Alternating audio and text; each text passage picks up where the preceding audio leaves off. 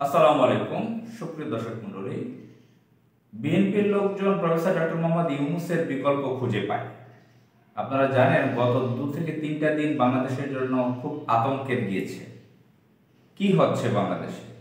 বাংলাদেশের সকল মিডিয়াগুলোর প্রধান শিরোনাম ছিল এই আতঙ্ক নিয়ে। কি হচ্ছে বাংলাদেশে? এখানে দিল্লি একটি গেমস খেলার চেষ্টা করে ব্যর্থ হয়েছে। তারা যে গেমসটা খেলতে চেয়েছিল, যে সফলতা তারা অর্জন করতে চেয়েছিল, তাতে তারা ফেল করেছে। তারা চেয়েছিল বর্তমান ইন্টারিম সরকারের প্রধান প্রফেসর ডক্টর মোহাম্মদ ইউনূসকে সরিয়ে দিতে। আলহামদুলিল্লাহ তাকে সরাতে পারেনি। আমরা বলছি না সে ফেরেস্তার মতন খুব ভালো মানুষ, দোষ ত্রুটি মানুষের আছে, তবে ডক্টর মোহাম্মদ ইউনূসের বিরুদ্ধে ভারত উঠে পড়ে লেগেছে শুরু থেকেই। ভারত বাংলাদেশের ডক্টর মোহাম্মদ ইউনূসকে মোটেও সহ্য করতে পারে না। বাংলাদেশের রাষ্ট্র ক্ষমতায় 17.5 বছর ছিল সেই দিল্লি ভারতের এজেন্টরা। এক 111 সরকার, জেনারেল মাসুদউদ্দিন চৌধুরী গং, মঈনুদ্দিন আহমদ, জেনারেল মঈনু আহমদ, ফখরুদ্দিন আহমদের যে টিমটা ছিল, এরা ছিল ভারতের এজেন্ট। তারা এই নীল নকশা করে শেখ হাসিনাকে রাষ্ট্র ক্ষমতায় বসিয়ে দিয়ে গিয়েছিল, সরকারে বসিয়ে দিয়ে গিয়েছিল আওয়ামী সন্ত্রাসীদেরকে। এরা ছিল ভারতের এজেন্ট গোষ্ঠী।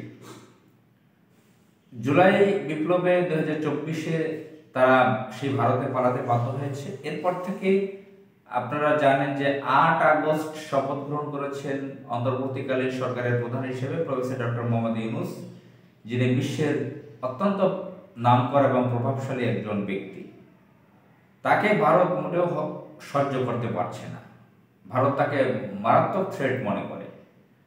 তাদের যে বিশ্রী রকমের মিডিয়াগুলো আছে, সেখানে তার বিরুদ্ধে প্রোপাগান্ডা চালায় এবং বাংলাদেশে তাদের এখন এজেন্ট বানিয়ে দিচ্ছে বিএনপি নেতাদেরকে। এখন বিএনপি হয়ে উঠেছে আওয়ামী লীগ। এখন এই ইউনূসের বিরুদ্ধে লেগে পড়েছে বিএনপি। ওয়াকারুজ্জামান, যিনি বাংলাদেশের সেনাবাহিনীর প্রধান, দুঃখজনকভাবে সে শেখ হাসিনার ক্রীতদাস ছিল। সে আওয়ামী লীগের গুণগান এখনো গাচ্ছে, আওয়ামী লীগের প্রেমে হাবুডুবু খাচ্ছে এখন পর্যন্ত, ভারতের কথায় ফাল মারতেছে। তো ওয়াকারুজ্জামান, বিএনপি এবং পলাতক আওয়ামী সন্ত্রাসী গোষ্ঠী এবং বাংলাদেশে বাম রাম যারা আছে এবং ভারত, সকলে মিলে ইউনূসের অপসারণ চেয়েছিল। এরকম একটা পরিবেশ পরিস্থিতি তৈরি করে ফেলেছিল। তাদের মুখে হাসি ফুটেছিল। দিল্লির মিডিয়াগুলোতে খুশি খুশি নিউজ করেছিল যে ইউনূস তো চলে গেছে। ইউনূসের বিরুদ্ধে নানা ধরনের নিউজ তারা করেছিল। তো সেটা আল্লাহর রহমতে হয়নি, বাংলাদেশ রক্ষা পেয়েছে। রাজনৈতিক দলগুলোকে ডেকেছেন প্রফেসর ডক্টর মোহাম্মদ ইউনূস, তাদের সাথে সাক্ষাৎ হয়েছে।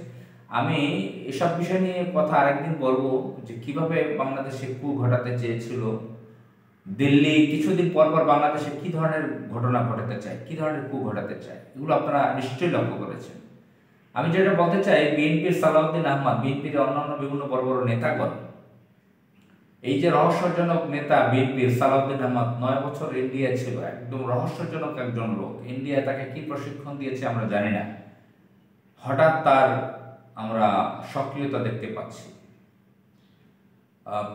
প্রচুর কথা বলছেন তিনি এবং তার দলের অনেক উচ্চপদস্থ নেতাগণ বলছেন আমরা ইউনূসের বিকল্প বের করব। ইউনূসের বিকল্প আছে, তিনি পদত্যাগ করলে, তিনি অপসারণ হলে আমরা বিকল্প বের করব। তো আমার কাছে ছোট্ট একটা প্রশ্ন হচ্ছে যে প্রফেসর ডক্টর মোহাম্মদ ইউনূসের বিকল্প তারা খুঁজে পায়, চুপ্পুর বিকল্প তারা খুঁজে বের করে না কেন? শাহাবুদ্দিন চুপ্পু আপনারা জানেন বাংলাদেশের রাষ্ট্রপতির চেয়ারে বসা বঙ্গভবনে। শেখ হাসিনার ক্রীতদাস, আওয়ামী সন্ত্রাস, ব্যাংকের টাকা চোর, ডাকাত চুপ্পু, সে বাংলাদেশের রাষ্ট্রপতি। চিন্তা করা যায়, প্রেসিডেন্ট। ওয়ারেন্ট অফ প্রেসিডেন্সি অনুযায়ী বাংলাদেশের প্রধান চেয়ার 1 নম্বর ব্যক্তি হচ্ছে রাষ্ট্রপতি। এই 1 বছরের কাছাকাছি প্রায় আমাদের যে বিপ্লবটা হয়েছে আগস্ট মাসে 9 মাস হয়ে 10 মাসে পড়েছে প্রায়। এখন পর্যন্ত সেই শেখ হাসিনার কৃতদাস, ব্যাংকের টাকাচোর, বদমাস শাহাবুদ্দিন চুপ্পু শেখ হাসিনার কৃতদাস, সে এখন পর্যন্ত বাংলাদেশের রাষ্ট্রপতি। এখন চিন্তা করেন, ভারত, দিল্লি, আওয়ামী লীগ তাকে দিয়ে বাংলাদেশের কত ক্ষতি করার চেষ্টা করতেছে, চিন্তা করতেছেন? যতই সমালোচনা করেন না কেন, সজাগ থাকেন না কেন, বাংলাদেশের রাষ্ট্রপতির চেয়ারে সে আছে। সশস্ত্র বাহিনী সাংবিধানিকভাবে তার আন্ডারে, সে এখনো রাষ্ট্রপতির চেয়ারে আছে। শেখ হাসিনাকে যে পূজা করত, শেখ মুজিবকে যে পূজা করত, সেই শাহাবুদ্দিন চুপ্পু কত স্পর্শকাতর জায়গা তিনি আছেন, সেন্সিটিভ জায়গায় আছেন। তো তাকে অপসারণ নিয়ে একটা কথাও বিএনপির কাছ থেকে শোনা যায়নি।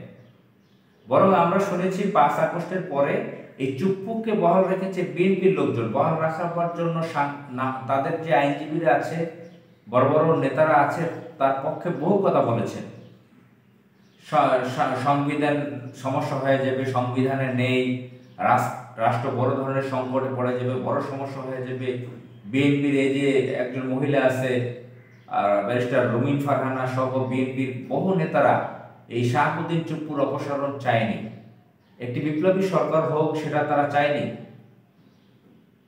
একটি বিপ্লবী সরকার হলে তাহলে বিএনপির পাত্তা থাকতো না, বিএনপি আওয়ামী লীগের মতো সন্ত্রাসী করতে পারতো না, আধিপত্য বিস্তার করতে পারতো না। এই আশঙ্কায় বিএনপির নেতাগণ চুপ্পুর অপসারণ চায়নি। তারা সংবিধান সংবিধান সংবিধান কনস্টিটিউশন এগুলো বলে অস্থির অবস্থা তৈরি করেছে।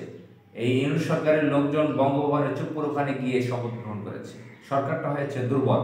হওয়া উচিত ছিল অত্যন্ত শক্তিশালী সরকার, চুপ্পুকে হটিয়ে, ওয়াকারকেও সরিয়ে একটি বিপ্লবী সরকার গঠন করা দরকার ছিল।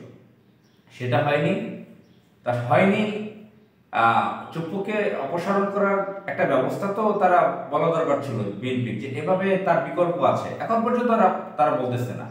9টা মাস উত্তীর্ণ হয়ে গেছে, 10 মাস হয়ে গেছে, এখন পর্যন্ত বিএনপির কোন নেতা বলতেছে না চুপ্পুর বিকল্প আমাদের কাছে আছে। তারা সংবিধান করে চিৎকার মেরেছে। তো সংবিধান তাদের পিছন দিয়ে ঢুকিয়ে দেওয়া দরকার। এটা আমি এই ধরনের কথা সহজে বলি না। এটা সিফাতুল্লাহ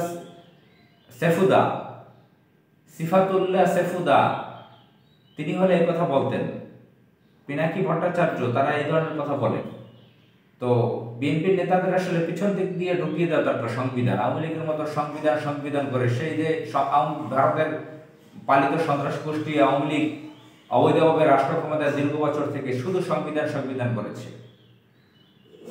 তো এখন পর্যন্ত বলতেছে না প্রফেসর ডক্টর মোহাম্মদ ইউনূসকে সরাতে চায়, অপসারণ করতে চায়, বিকল্প খুঁজে পায়। চুপ্পুকে সরাবার কথা বলতেছে না, কারণ বিকল্প তারা খুঁজে বের করতে পারতেছে না। এটা রহস্যটা কি? আসসালামু আলাইকুম।